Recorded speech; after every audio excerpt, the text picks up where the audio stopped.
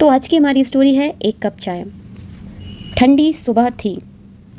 It तो हम as a dummy subject इस इट का यूज़ कर रहे हैं, क्योंकि जब भी वेदर, टाइम या डेट की बात होती है तो उसे एज अ सब्जेक्ट के रूप में हम इट का यूज़ करते हैं। और थी मतलब पास्ट की बात हो रही है तो वॉज आएगा। और ठंडी सुबह के लिए हम यूज़ करेंगे a cold morning, MORNING, morning.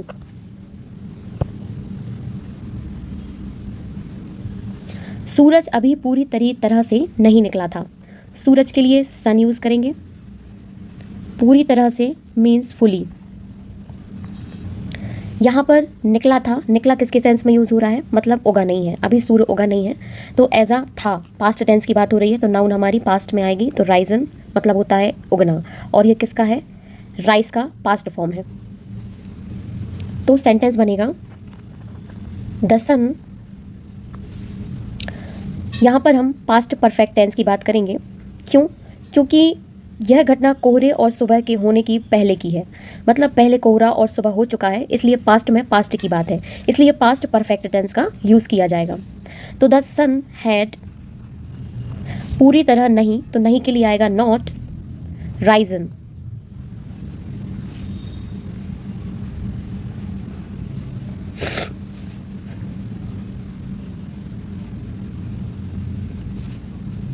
पूरी तरह से तो लिखेंगे फुली, नॉट फुली निकला था, निकला मतलब होता है रिजन, रिजन। अभी का मतलब होता है यट। यट हमारा होता है यूज़ नेगेटिव सेंटेंस में समय की जानकारी देने के लिए, अभी तक नहीं हुआ है इसलिए यट का यूज़ किया गया है। सड़कों पर कोहरा फैला हुआ था। कोहरा मीन्स होता है हमारा सब्जेक्ट है फॉग, और फैला हुआ था मतलब सुबह होने और ये सब चीज़ों के बाद की बात हो रही है, मतलब पास्ट परफेक्ट टेंस। फैला, फैल चुका था, मतलब कोई काम पहले हो चुका था, इसलिए हैड आएगा। फॉग हैड स्प्रेड, स्प्रेड मतलब होता है फैला हुआ या फैला, SPREAD। स्प्रेड कहाँ पर फैला हुआ था, ओवर द स्ट्रीट्स, सड़क पर। स्ट्रीट मतलब होता है कहाँ, सड़कों पर। तो और कहाँ पे, ओवर, तो ओवर के लिए पर यूज़ करेंगे। ओवर द स्ट्रीट मतलब कहाँ फैला था, तो सड़कों के ऊपर। एक बूढ़ा आदमी, एन ओल्ड मैन, ये हमारा क्या है, सब्जेक्ट है। फटी हुई शॉल उड़े, तो wrapped इन अ टॉर्न शॉल, इसका मतलब होता है पार्टिसिपल फ्रेज है, adjective phrase for the man, ये बताने के लिए कि किस हालत में था। तो किस हालत में था, wrapped, पास्ट टेंस यूज़ होगा क्योंकि हम उसकी हालत पहले की डिस्क्राइब कर रहे हैं, पास्ट में हुई चीज़ को डिस्क्राइब कर रहे हैं, इसलिए wrapped इन अ टॉर्न, टॉर्न मतलब होता है फटी हुई, और shawl, SHAWL, shawl.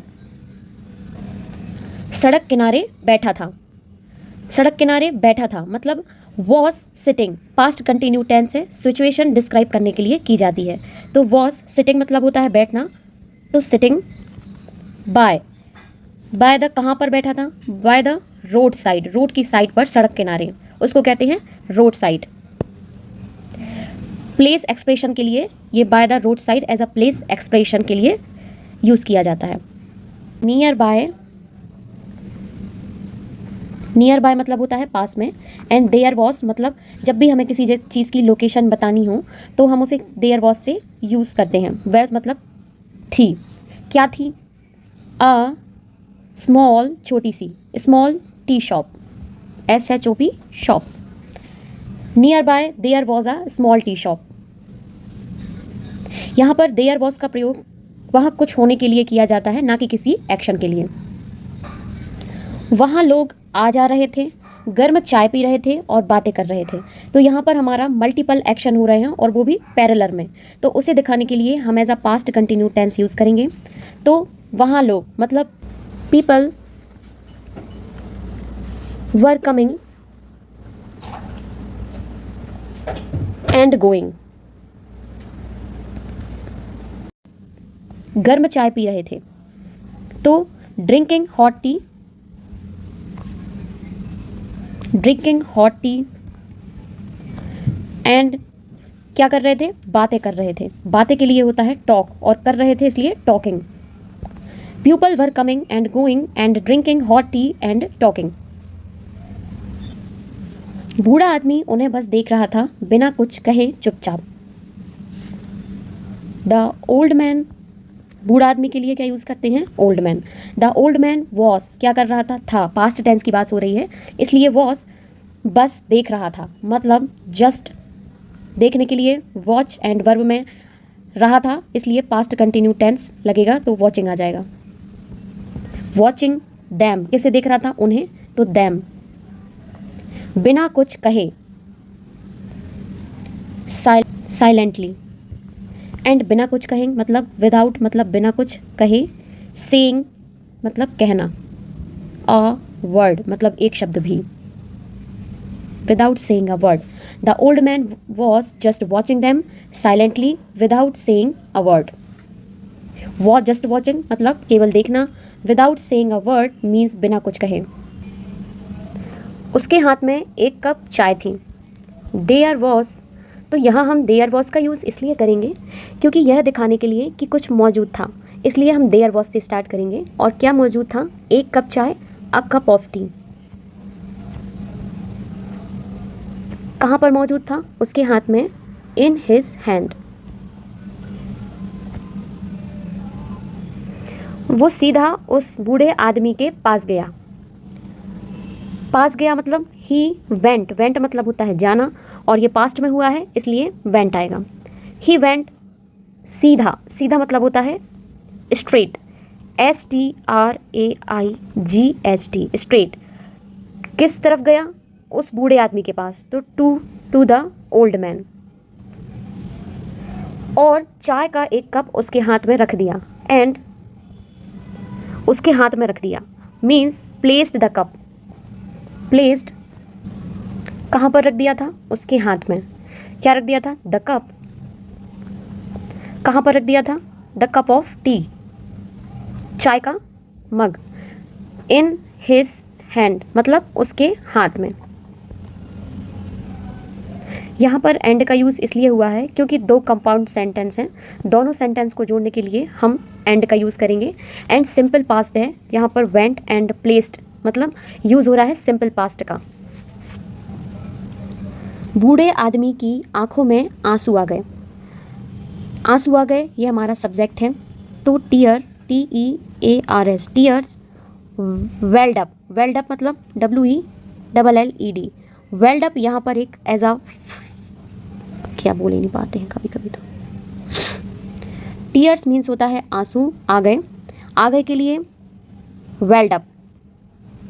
Weld up का यूज़ हम एज अ इमोशनल राइज हुआ है उसका, अचानक से आंसू आ गए, उस सेंस में करेंगे as a phrasal verb.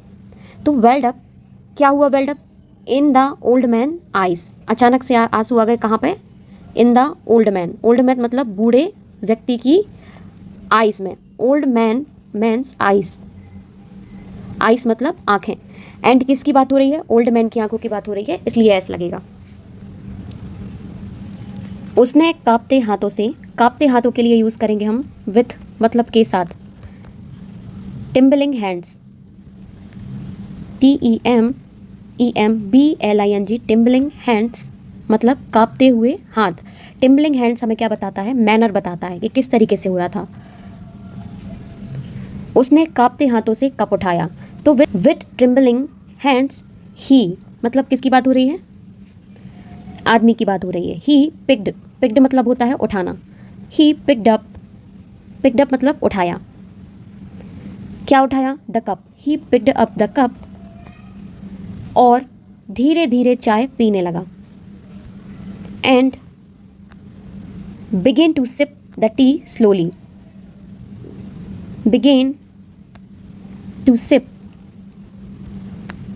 SIP the tea slowly.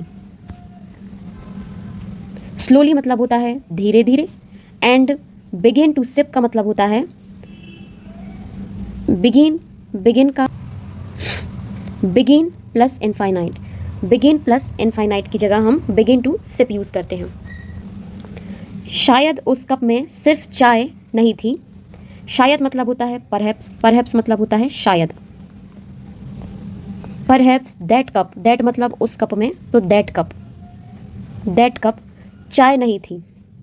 Did not just, केवल, सिर्फ को जस्ट यूज़ करेंगे तो डिड नॉट जस्ट हैव मतलब थी टी, इसमें इंसानियत, प्यार और दया भी घुली हुई थी। इट मतलब जब भी हमें सब्जेक्ट की बात, कोई नॉन लिविंग थिंग्स की बात हो रही है तो इट से स्टार्ट करेंगे। और थी मतलब वॉज, इट वॉज फिल्ड, भरी हुई थी। क्या भरा हुआ था उसमें? घुली हुई थी या मिक्स हुई थी या थी ऑलरेडी थी, इस सेंस में फिल्ड की बात करेंगे। तो इट वॉज फिल्ड विथ, किसके साथ भरी हुई थी? के साथ। इंसानियत, ह्यूमैनिटी,